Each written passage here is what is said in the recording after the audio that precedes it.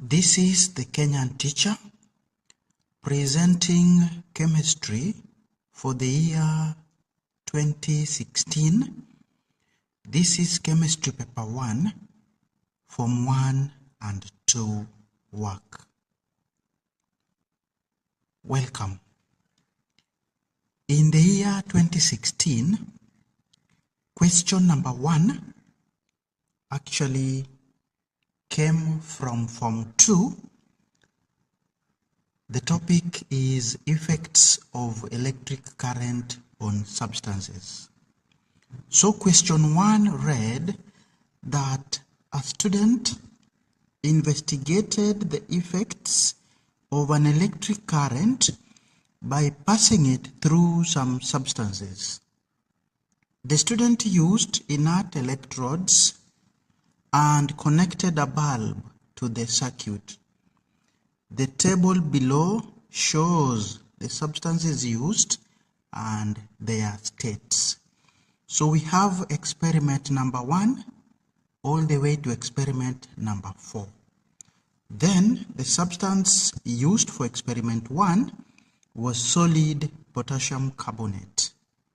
For experiment 2, he used a solution of copper 2 sulfate.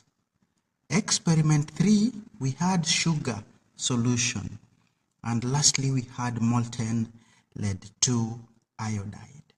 So the first question is asking, in which experiment did the bulb not light? The answer here is experiment 1 and experiment 3. A half a mark for choosing the right experiments, giving a total of 1 mark. In part B, we are told to explain our answer in A above. So let's begin with experiment 1. So in experiment 1, what we are saying is that ions in potassium carbonate, I'll use symbols because of space. The ions in potassium carbonate are rigidly held within the crystal, because we were using it in solid state, and for that matter there was absence of mobile ions. So writing that ions in potassium carbonate are rigidly held would give a half a mark, and absence of mobile ions another half a mark. Then we proceed now to experiment 3. So in experiment 3, what we know is that sugar is molecular. Sugar is molecular, hence no ions. So being molecular, half a mark, and absence of ions, another half a mark. This gives the student the 2 marks for part B. So we proceed to the next question, which tested form 1 and 2 syllabus, and this is question number 4. Question number 4 came from form 1 work, and the topic is water and hydrogen. The setup below was used to investigate the reaction between dry hydrogen and copper 2 oxide. So we have hydrogen coming in through this end, probably wet form of the gas. Then we are drying it using substance A, which is a solid drying agent packed in a U-tube. After the drying of the gas, we then introduce it to heated copper 2 oxide, and then we burn the excess at the extreme right. So the first question, name substance A, and we have agreed this has to be a solid drying agent. So a student had several options. We can talk of calcium chloride, of course the anhydrous form. We also have calcium oxide, and some student could also talk about silica gel, as long as he is giving us a solid drying agent. The 1 mark would be awarded. Part B, state the observation made in the combustion tube. So we had two. The first one being that black copper 2 oxide, we are using symbols to save on space, though it is not advisable. So black copper 2 oxide changes to brown copper metal during the experiment. Number 2, we'd also be able to observe formation of colorless liquid. Formation of colorless liquid on the cooler parts, of the combustion tube. So these are two observations. Each would give the student a half a mark to score the 1 mark that was earmarked for the question. Lastly, we are asked to explain our observations. Hydrogen reduces black copper 2 oxide to copper metal, which is brown. So this has been able to explain our observation 1. So this would earn ourselves the first half mark, and then the next would be that hydrogen is oxidized. It is oxidized to steam, which condenses on the cooler parts of the combustion tube,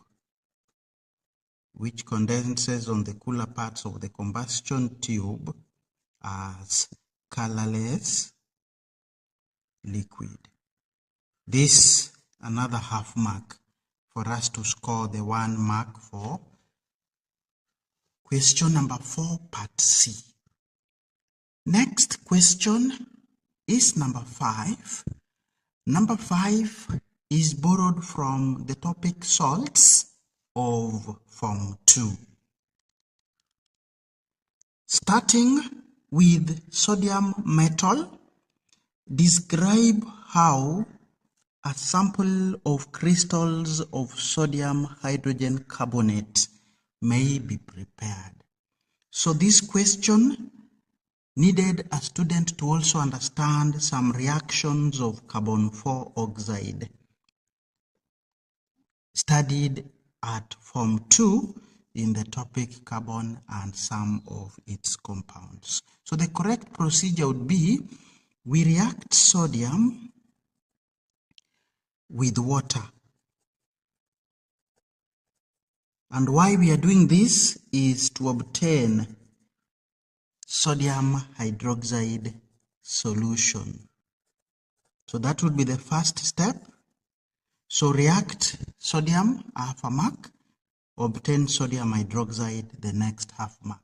Once we obtain sodium hydroxide, we shall bubble carbon 4 oxide gas into the solution.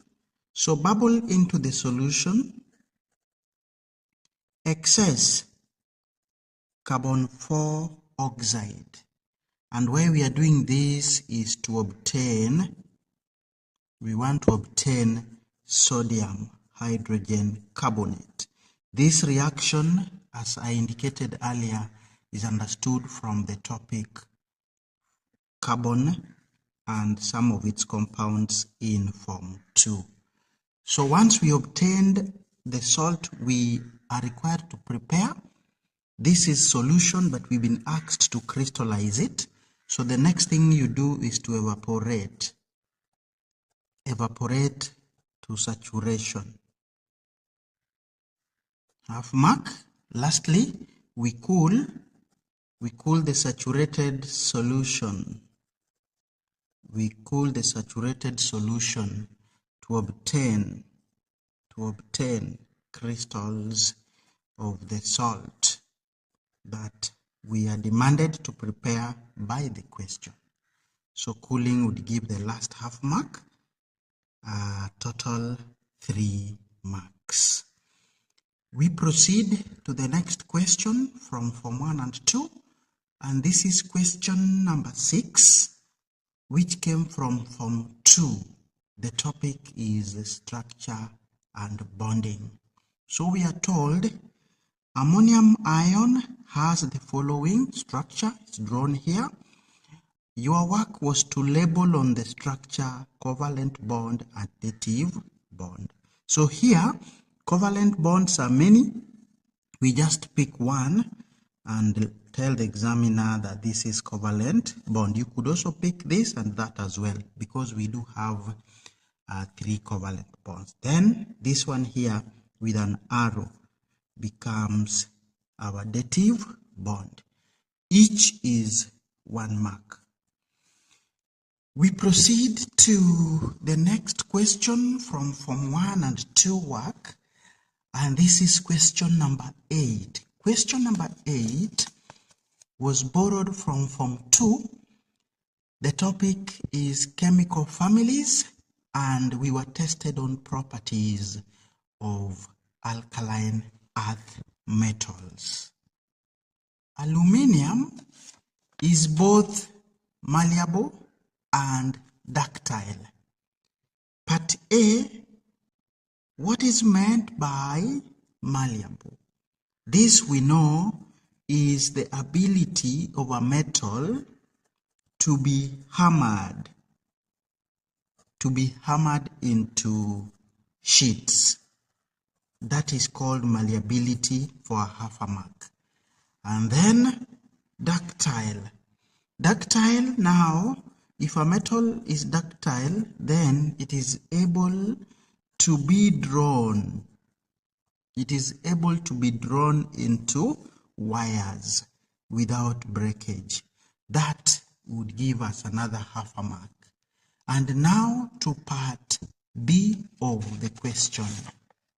State one use of aluminium based on malleability, based on its ability to be hammered into sheets. So here we have quite a number of uses.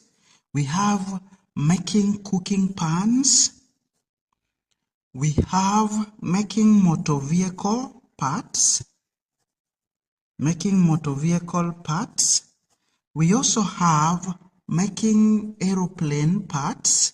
All these are because of the malleability of aluminium. We do have also making of window or door frames. And last but not least, we also have making of aluminium sheets.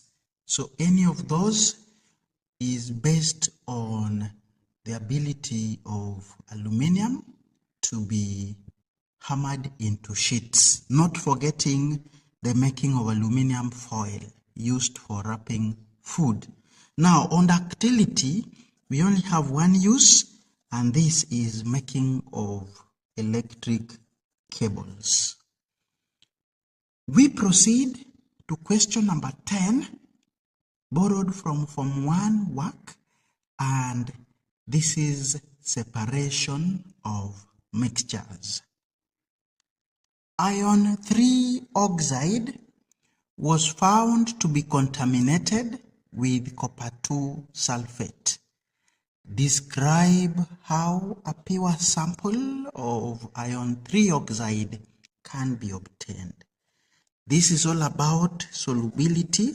So a Form 1 knows that copper 2 sulfate is soluble in water, while iron 3 oxide is not. So the first thing we shall do is to add water and why we are doing this is to dissolve copper 2 sulfate. I'm using symbols, students, to save on space, but for you, we'd rather you write these in words to avoid being penalized on wrong formula. So add water half mark to dissolve copper 2 sulfate, another half. We proceed, we shall filter, and why we are doing this is to obtain iron 3 oxide as residue. Once we have obtained our residue, we shall wash the residue because we are asked to get it in pure form. So we shall wash the residue with plenty of distilled water. We are doing this to remove the filtrate from it as much as possible.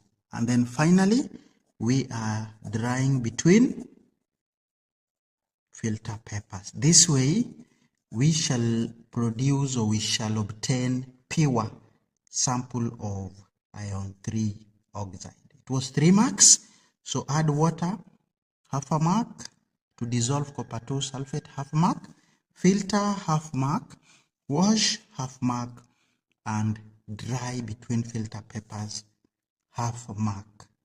This gives 2.5. Then the last half mark comes from obtaining iron 3 oxide as residue.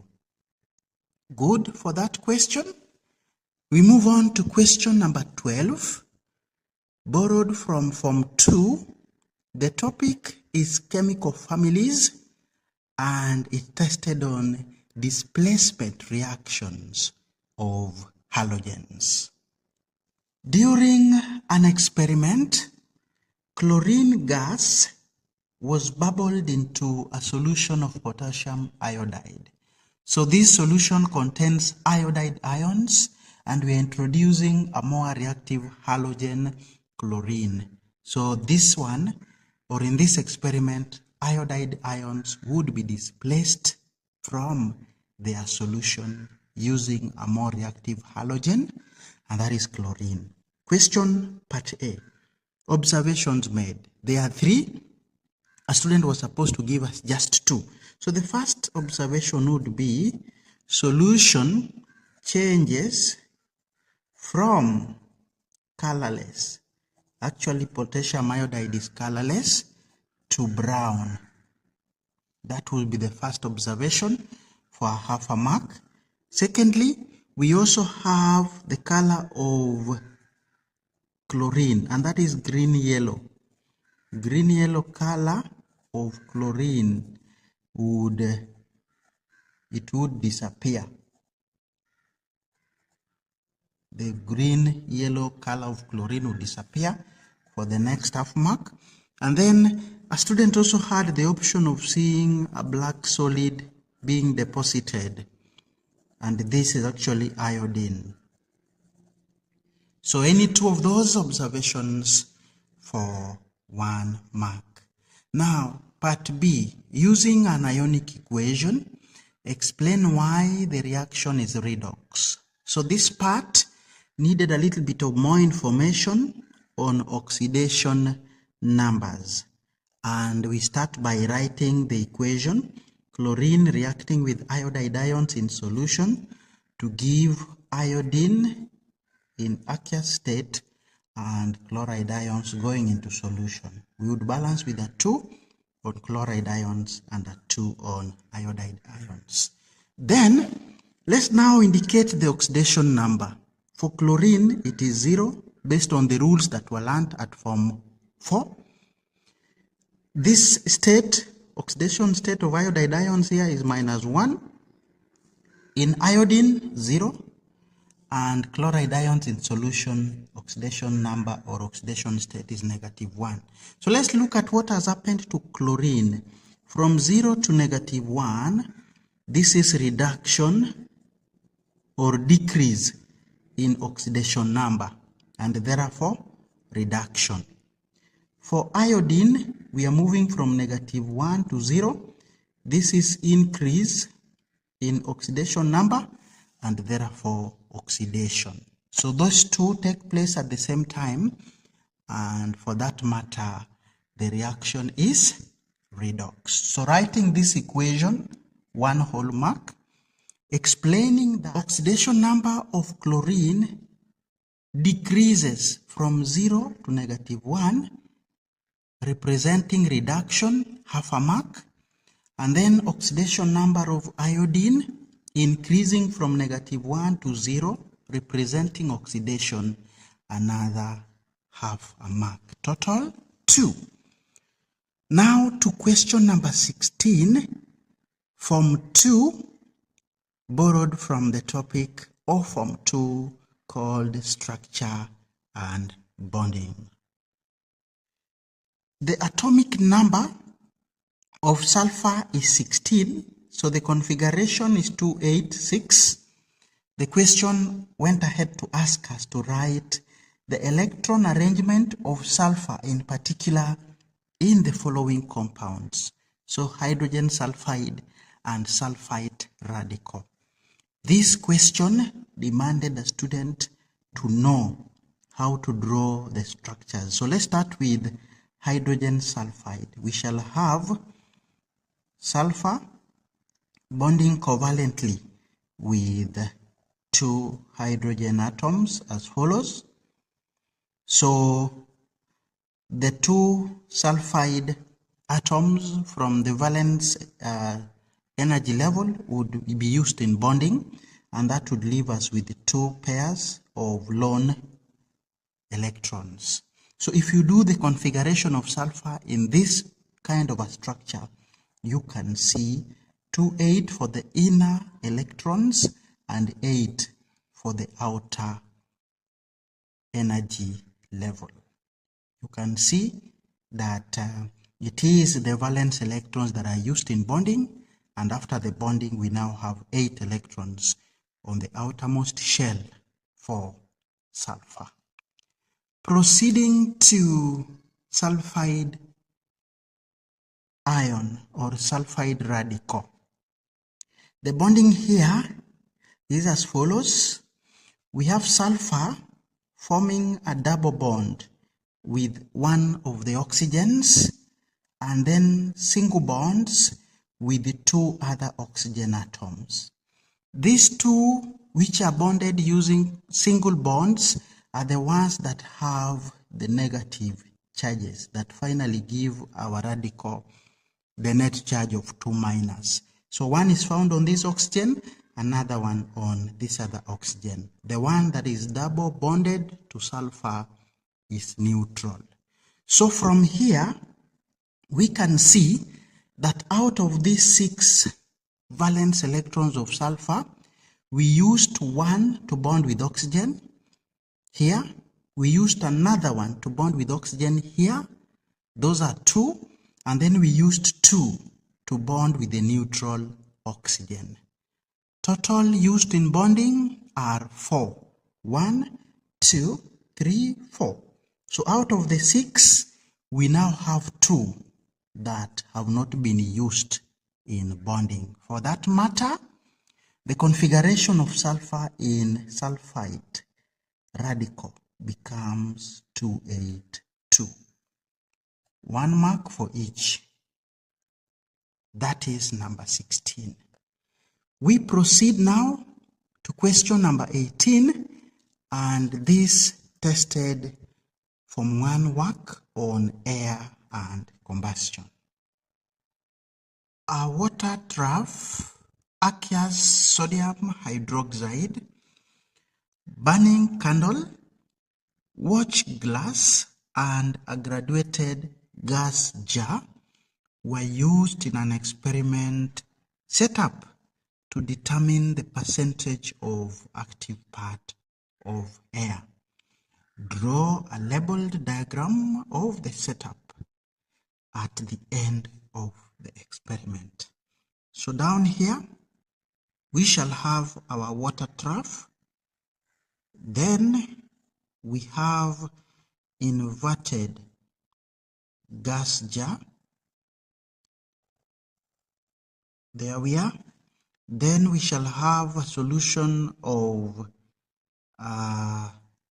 sodium hydroxide, and of course at the end of the experiment the level would have risen up the graduated gas jar and your candle will have been extinguished.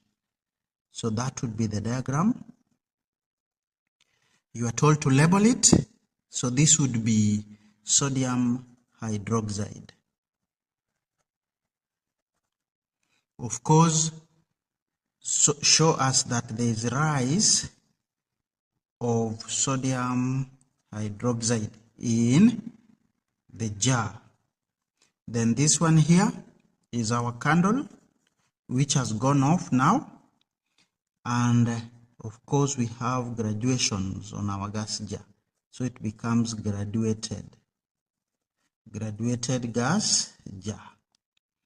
So we would give half mark for the labels. This is 2 marks, and then the whole mark, to make a total of 3, would come from what we call workability. So, is your diagram able to meet the objective of the question? If yes, workability mark is scored. If no, workability mark is not scored. So we have so many areas we can look at in as far as this setup is concerned. For example, if you forget to graduate your gas jar, then obviously workability would not score. With that, let's proceed to question number 22, testing from 2 work.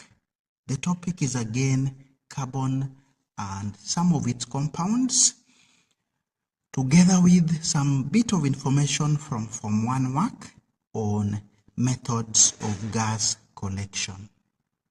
The setup was used to collect a dry sample of a gas.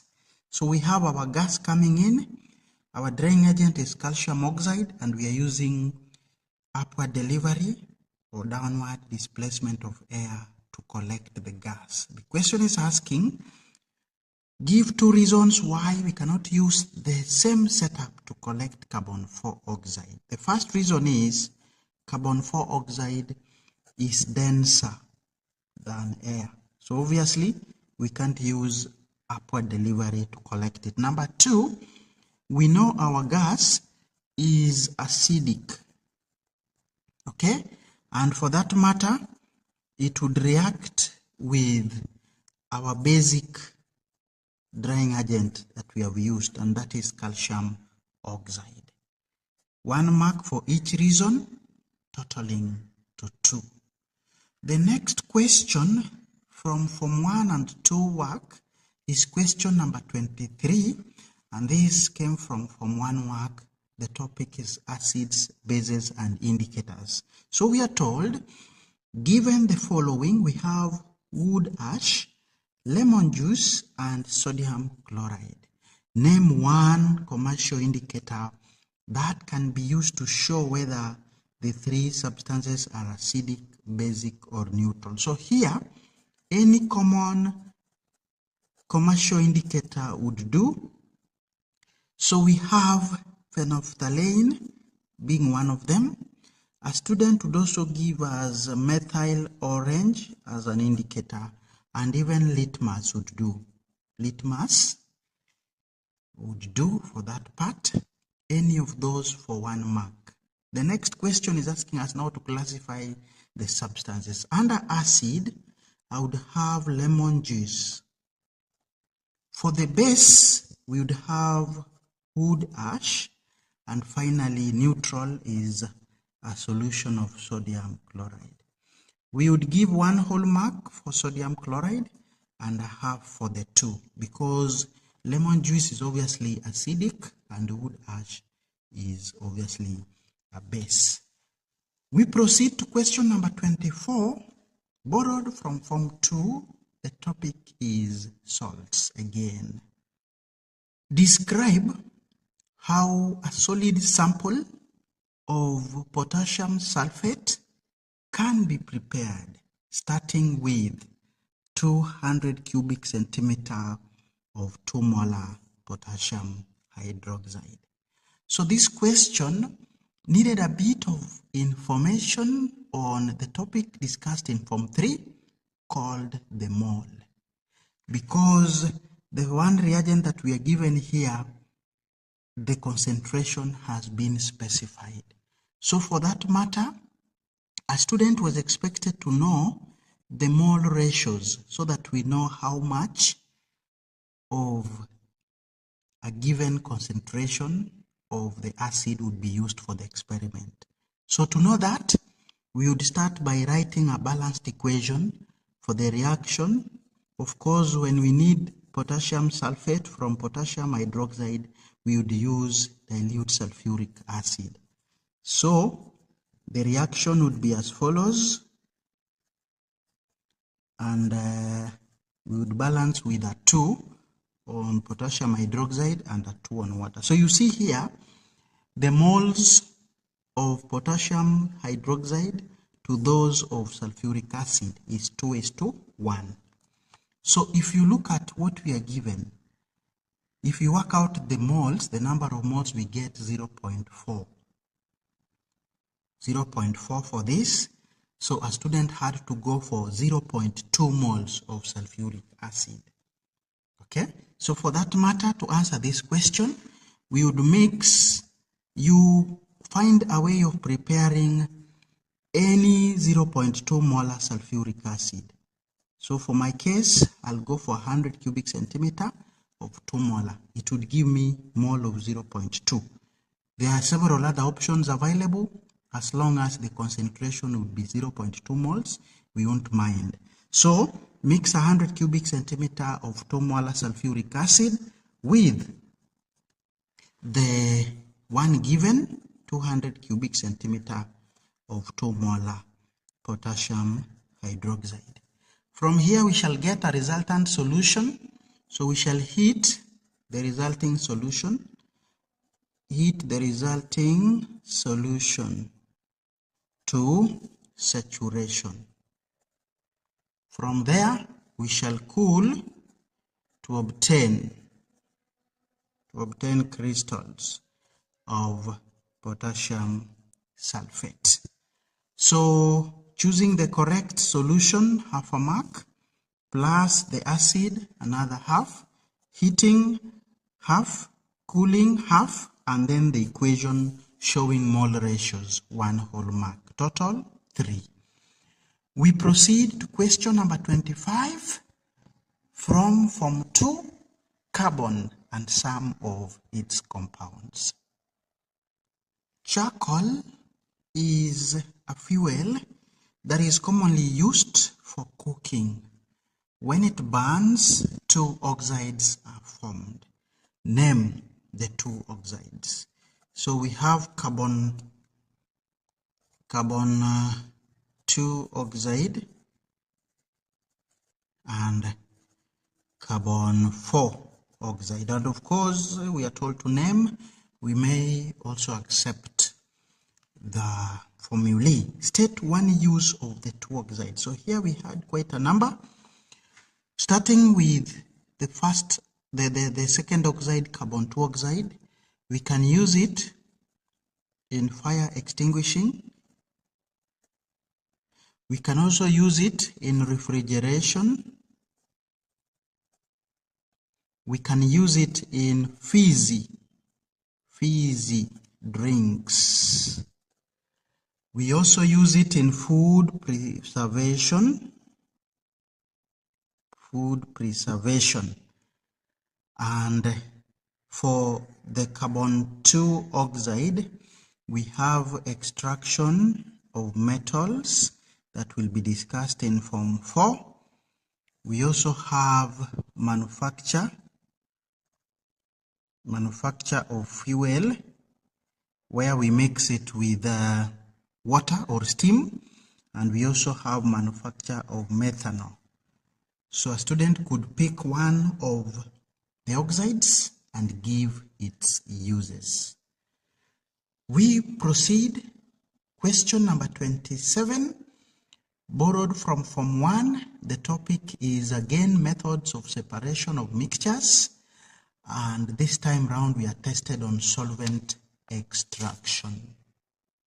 Describe an experimental procedure that can be used to extract oil from seeds. So as usual, we shall crush the seeds in a mortar, of course using a pestle. That for the first mark. From there, we are supposed to add a suitable solvent.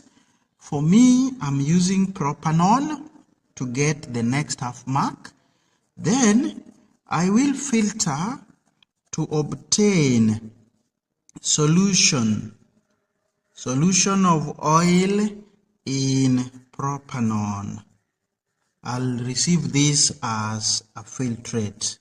So filtering the next half mark. When I've gotten my solution of oil in propanol, I'll leave the solution in the sun, and I do this to evaporate propanol, leaving the oil behind. That way I will have obtained my oil. So it is 2 marks. I've scored 1.5. So evaporating propanol would give the last half mark. To question number 28, this still came from separation of mixtures from 1 work. A mixture contains ammonium chloride, copper 2 oxide, and sodium chloride. We were asked to describe how each of the substances can be obtained from the mixture. The first thing that a student should do is to heat, and we are doing this to sublimate ammonium chloride. Of course, a student should know ammonium chloride sublimes when heated. After we've separated ammonium chloride, we shall then add water, and we're doing this to dissolve the next substance, which is sodium chloride, because copper 2 oxide does not dissolve. So once we have done that, we will filter to obtain copper 2 oxide as residue. From there, and of course, sodium chloride will be our filtrate. From there, we will evaporate the filtrate. To saturation. And finally, we will cool to obtain crystals of sodium chloride. This way, we have separated our mixture. It is 3 marks: heat half, sublimate ammonium chloride half, add water half, filter half, evaporate half, and cool the last half. Total 3 marks.